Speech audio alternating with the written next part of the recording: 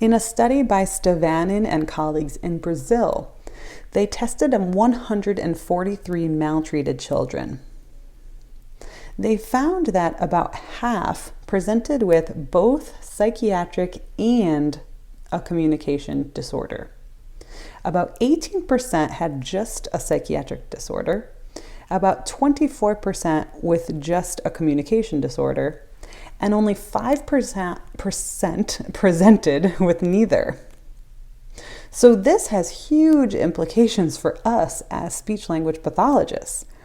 This means that potentially up to 77% of our kids who come from a home where they've had these adverse childhood experiences or have been maltreated in some way may have a communication disorder.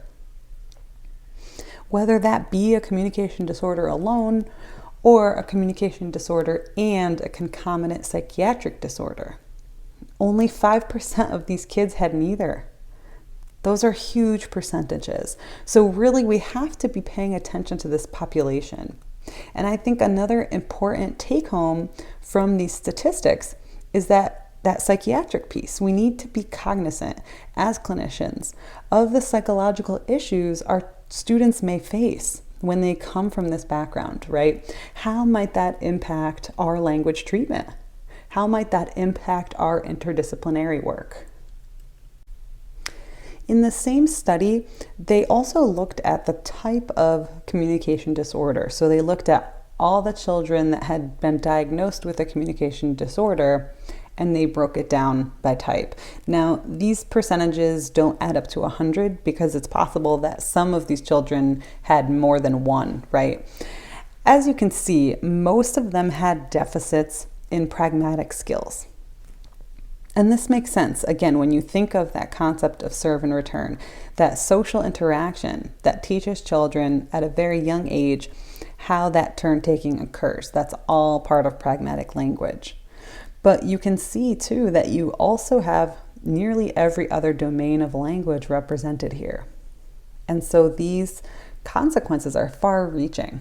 Now, this study from 1982 reinforces the theory by Fox and her colleagues, who found that neglect was the strongest predictor of poor language skills in maltreated children. They studied 4 groups of children: abused only, neglected only, abused and neglected, and a non-maltreated control group. And they found that neglect was the one thing that significantly predicted receptive and expressive language abilities. In fact, neither abuse nor the interaction of abuse and neglect predicted language abilities. So really, again, it's the poverty of stimulus that affects language development the most. Children's brains need stimulation in order to grow.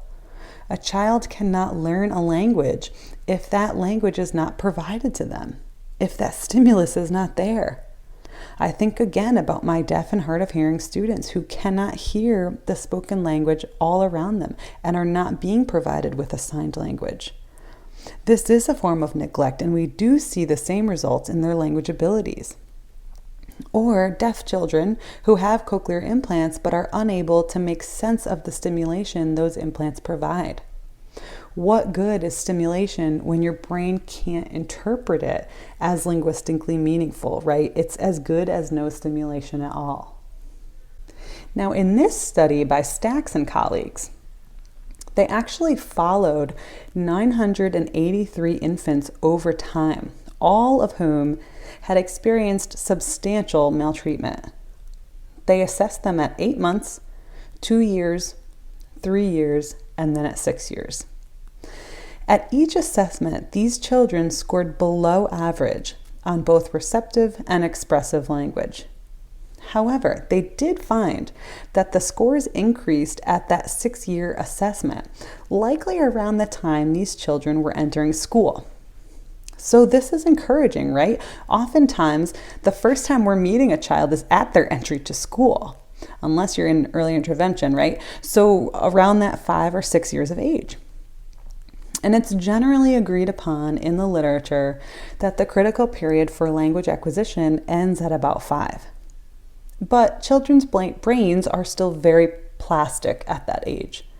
And this provides some support for the idea that we can make a difference in their language abilities as therapists. Perhaps we can help them catch up to their same aged peers with frequent and adequate treatment.